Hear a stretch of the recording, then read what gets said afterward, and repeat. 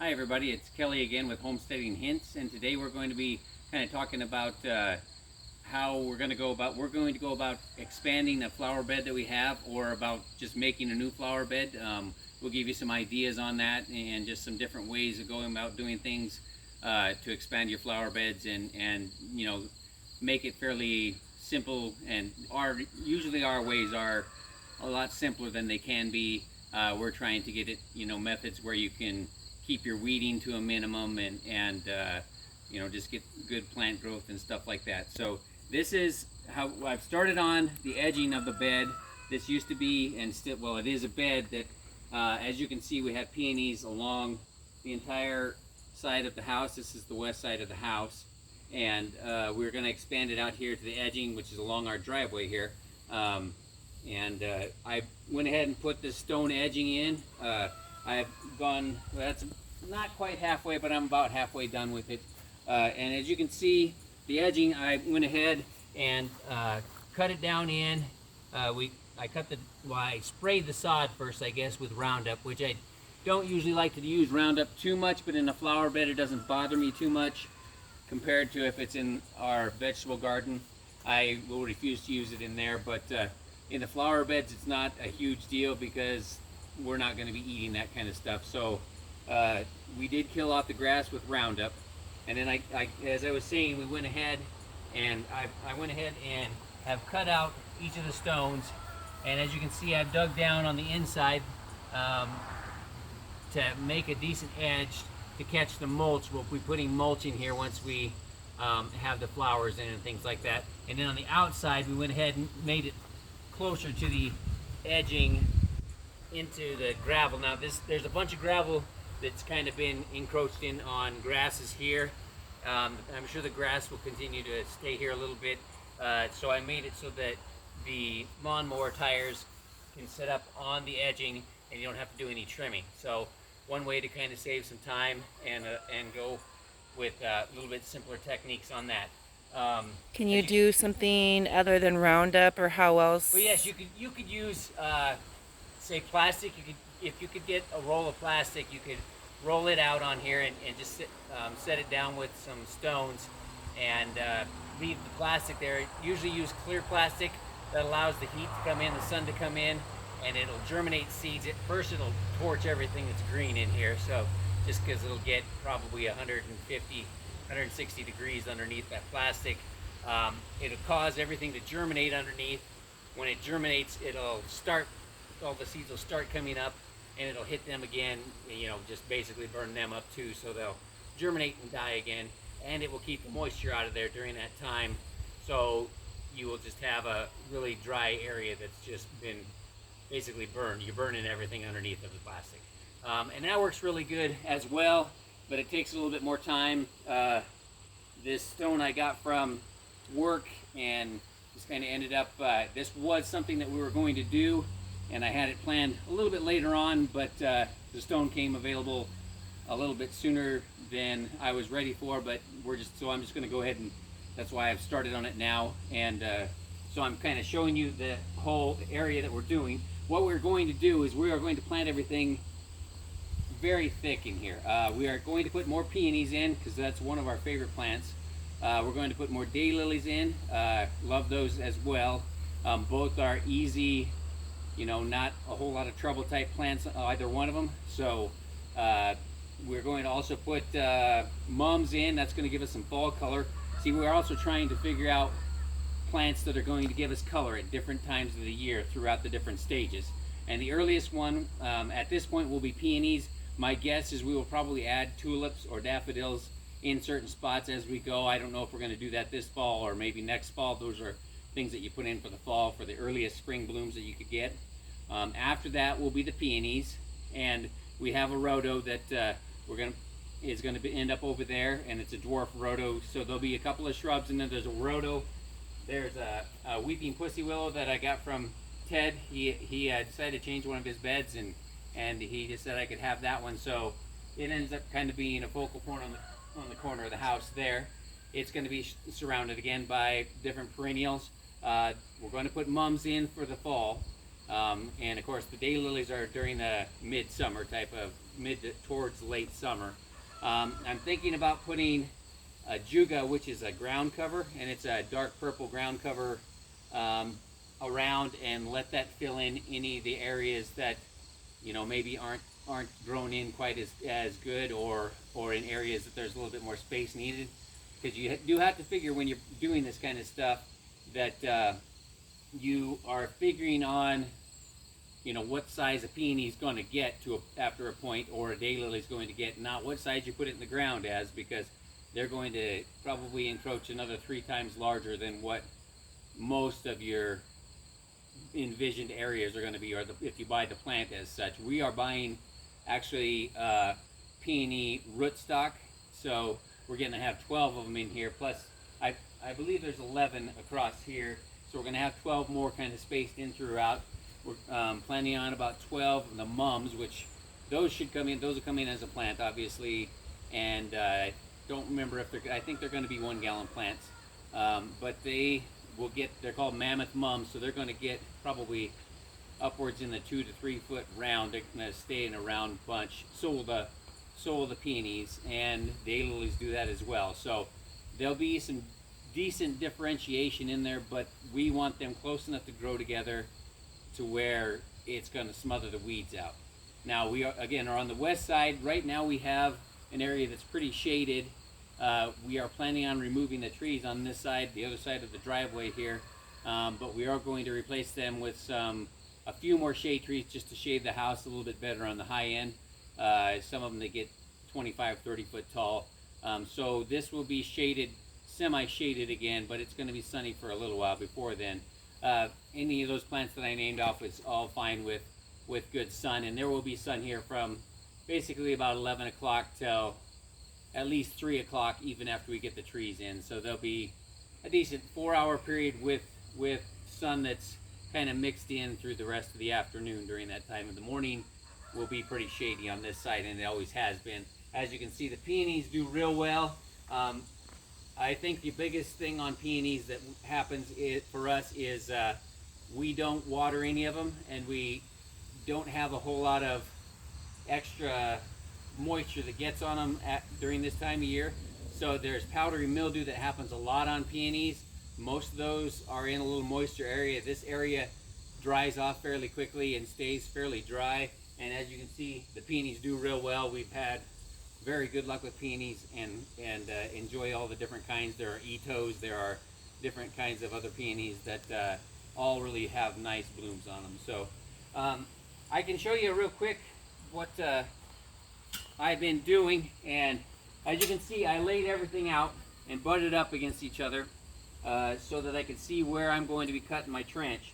And really all you have to do then is kind of go along both sides of your stone, and you just kind of cut into it, and then you take, flip it out of the way, slide it back, and then just kind of come in, pop it up, give yourself, see, I'm just taking some slabs out, and now we had an old edging right up against here that I pulled out, and that was just some different kind of stone edging, and I've just been flipping these over and putting them underneath in that edging trough to keep the moisture from going back against the house, which is also very important when you're doing these beds.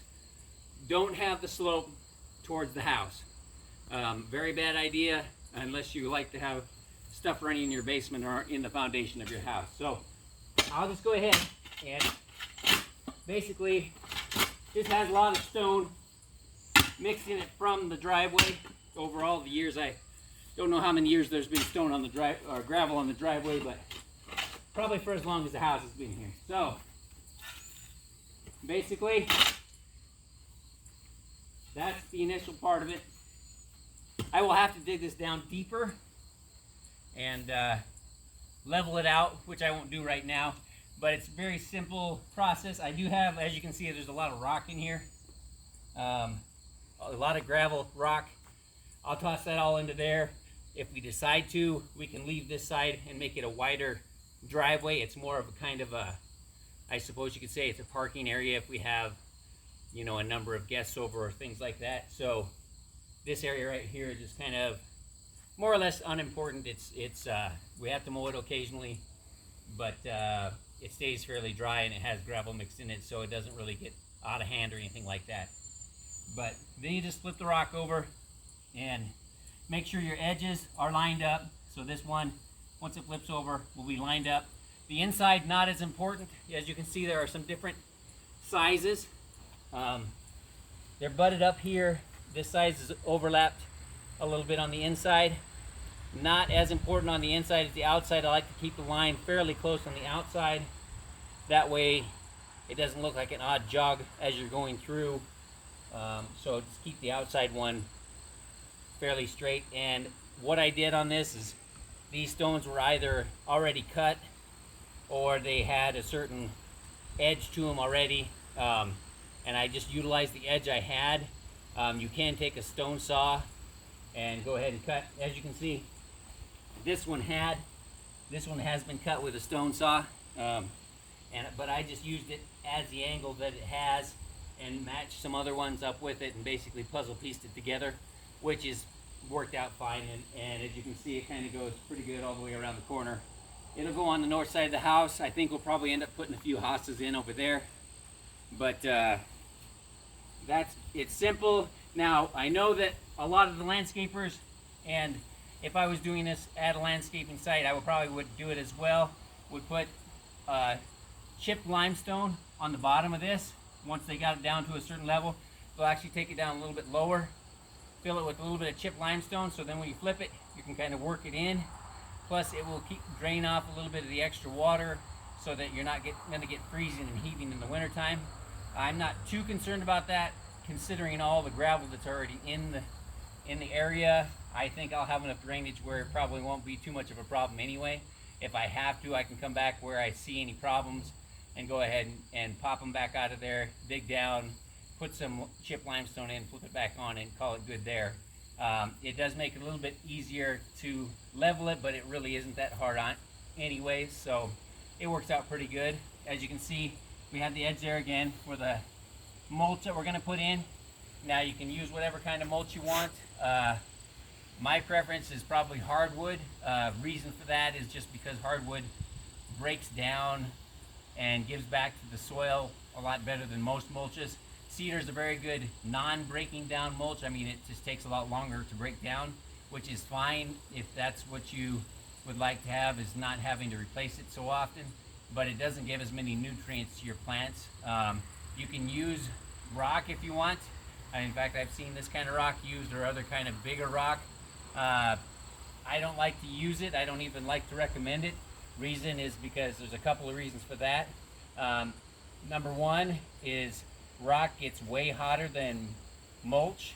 It doesn't hold moisture in as good, and it also gets the temperature up a number of degrees, probably even up to 10 degrees warmer in that rock, especially up against the house. So it's really heating up an area a lot when you use rock, and it doesn't break down, so it doesn't give anything back to the plants. So the plants are growing in their own soil without any real enrichment coming in during any of that time. So I would always recommend some sort of a mulch that will break down. It can be hardwood, cedar, pine needles will work. Pine needle is a little bit more airy, but it does break down and takes a little bit more time. But all those mulches hold the moisture in pretty well, which is also another important thing for the mulch to use on it. So, yes. I see you've got some downspouts here. How Yes, are you okay. going to help to take care of the water issue? Yes. Okay, so there's a downspout on either end of the house and one off of this addition right here. Second reason for me to trench here, and this isn't always what is necessarily recommended. They like to do, a lot of times we'll do a lot of drain tiling and stuff like that with socks on them, perforated socks, and push it on out. I have dug it from that end, and this trench right here is also going to serve a second purpose. It's going to hold the mulch in. It's also going to be a drain. That's the highest end of the grade, and the lowest end is right down here. It's going to take it all down along the edge of the rock, and there is a pipe right there off of that downspout that goes underneath of the driveway and goes out into a grassy area on the other side of the fence over there. It's going to carry that on out, and so anytime we get, it would take quite a heavy rainfall, I suppose several inches, before you'd get any flow out of that really. But it will take it down right to that spot. I will dig a trench over to that spot. I'll dig one off of this downspout and take it over to there as well, and it will all carry it right on down and across the driveway. So it kind of has a second purpose besides holding the mulch in. Now there will probably be a little bit of washing that can occur when we get heavy rains, where it might take the mulch down some. It'll cut a trough in it and push some of it down towards the drain.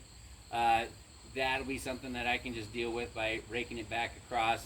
The drain has a screen on it that could get stuffed up if we got a heavy one and it flowed, you know, pretty heavy through here again. But again, that's something that would be fairly easy to remedy. I'm not gonna worry too much about that. I may open up a little area and put a little bit of stone right at the entrance to that to hold some of the mulch from going completely over to the drain. That may be a way to remedy that, you know, little bit of an issue that you might have. But all this area is going to be raked out. Plants will be planted, then we'll mulch. So we got a ways to go, but I did this area, which is about 40 some foot long. I did it in a couple of hours pretty easily. Not too hard to do, and you know, yesterday was pretty warm, so I took a few breaks. But overall, on a nice cool day, could continue that process and get it done. I could probably have this whole thing done in another couple hours, fairly easy and ready to plant. So that'll be something we'll be working on here, I'm sure, in the next week or so, and kind of just getting it done when we have time with all the gardening and stuff as well, which is also a reason I was waiting. But you take advantage of what you have when you have it. So that's how it works with us anyway. But if you have any questions or anything, you know, just give the garden center a call and ask for me, and you know, I can help you out best I can on that. But that's how we like to do things here. And until next time, thanks folks, and talk to you later.